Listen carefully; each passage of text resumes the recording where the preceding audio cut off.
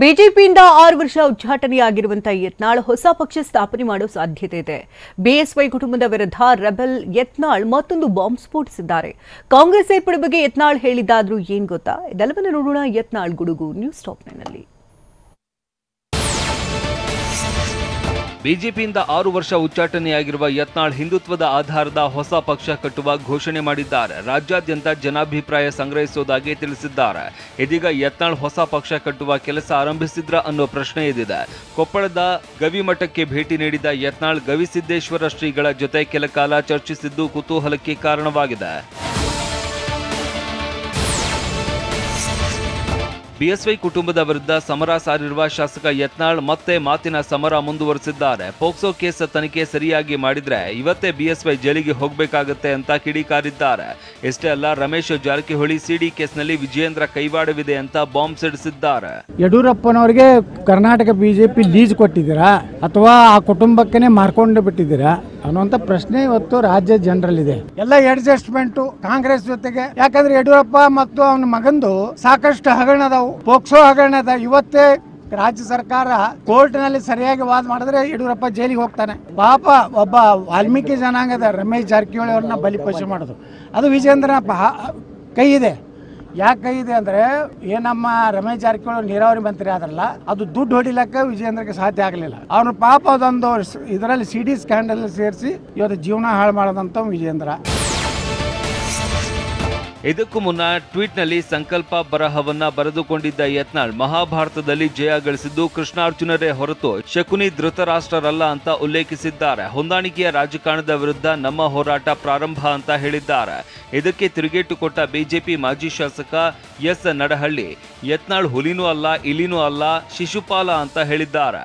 ಬಸನಗೌಡ ಪಾಟೀಲ್ ಯತ್ನಾಳ್ ಮಾಧ್ಯಮಗಳು ಸೃಷ್ಟಿ ಮಾಡಿದ ಹುಲಿ, ಗ್ರೌಂಡ್ ಅಲ್ಲಿ ಇಲಿನೂ ಅಲ್ಲ. ಅವ್ರ ಉಚ್ಚಾಟನೆಯಿಂದ ಏನು ಪಕ್ಷಕ್ಕೆ ನಷ್ಟ ಆಗಲ್ಲ. ಇನ್ಫ್ಯಾಕ್ಟ್ ಪಕ್ಷ ಇನ್ನಷ್ಟು ಗಟ್ಟಿ ಆಗ್ತದೆ. ಅಲ್ಲಿರ್ತಕ್ಕಂಥ ಹಳೆಯ ಕಾರ್ಯಕರ್ತರೆಲ್ಲರೂ ಕೂಡ ಖುಷಿ ಪಟ್ಟಿದ್ದಾರೆ. ಶಿಶುಪಾಲರನ್ನು ಯಾರು ಕರ್ಕೊಂತಾರ್ರಿ? ಯತ್ನಾಳ್ ಧಾರವಾಡ ಗ್ರಾಮೀಣ ಘಟಕದ ಕಾಂಗ್ರೆಸ್ ಜಿಲ್ಲಾಧ್ಯಕ್ಷ ಅನಿಲ್ ಕುಮಾರ್ ಅವರನ್ನ ಭೇಟಿಯಾಗಿದ್ದಾರೆ. ಹುಬ್ಬಳ್ಳಿಯ ಖಾಸಗಿ ಹೋಟೆಲ್ನಲ್ಲಿ ನಡೆಸಿರುವ ಮಾತುಕತೆ ಸಾಕಷ್ಟು ಸದ್ದು ಮಾಡಿತ್ತು. ಯತ್ನಾಳ್ ಕಾಂಗ್ರೆಸ್ಗೆ ಹೋಗ್ತಾರಾ ಅನ್ನೋ ಚರ್ಚೆ ಹುಟ್ಟು ಹಾಕಿತ್ತು. ಈ ಬಗ್ಗೆ ಪ್ರತಿಕ್ರಿಯೆ ನೀಡಿರುವ ಯತ್ನಾಳ್, ಕಾಂಗ್ರೆಸ್ ಮುಸ್ಲಿಮರ ಪಕ್ಷ, ಯಾವ ಜನ್ಮಕ್ಕೂ ನಾನು ಅಲ್ಲಿಗೆ ಹೋಗಲ್ಲ ಅಂತ ಹೇಳಿದ್ದಾರೆ. ಕಾಂಗ್ರೆಸ್ ಒಂದು ಮುಸ್ಲಿಮರ ಪಕ್ಷ, ಹಿಂದೂಗಳ ಪಕ್ಷ ಅಲ್ಲ ನೋಡಿ. ಅದೇನೋ ಯಾರೋ ಅಪಪ್ರಚಾರ ಸಹಜ ಐತಿ. ವಿಜಯೇಂದ್ರನ ಟೀಮು ಅವ್ರದೇ ಆದಂಥ ನಕಲಿ ಸಾಮಾಜಿಕ ಜಾಲತಾಣಗಳದಾವ. ಇದು ಸಹಜ ಭೇಟಿ, ಇದರಲ್ಲಿ ಯಾವುದೇ ರಾಜಕಾರಣ ಇಲ್ಲ ಅಂತ ಧಾರವಾಡ ಗ್ರಾಮಾಂತರ ಕಾಂಗ್ರೆಸ್ ಅಧ್ಯಕ್ಷ ಅನಿಲ್ ಕುಮಾರ್ ಹೇಳಿದ್ದಾರೆ. ಶಾಸಕ ಯತ್ನಾಳ್ ಕಾಂಗ್ರೆಸ್ ಸೇರ್ಪಡೆ ಹೈಕಮಾಂಡ್ಗೆ ಬಿಟ್ಟ ವಿಚಾರ. ಯತ್ನಾಳ್ ಭೇಟಿ ವೇಳೆ ಕಾಂಗ್ರೆಸ್ ಸೇರ್ಪಡೆ ಬಗ್ಗೆ ಚರ್ಚೆ ಆಗಿಲ್ಲ. ಬಸನಗೌಡ ಪಾಟೀಲ್ ಯತ್ನಾಳ್ ನಮ್ಮ ಸಮುದಾಯದವರು, ಹೀಗಾಗಿ ಭೇಟಿ ಆಗಿದ್ದೇನೆ ಅಂತ ಅನಿಲ್ ಕುಮಾರ್ ಹೇಳಿದ್ದಾರೆ.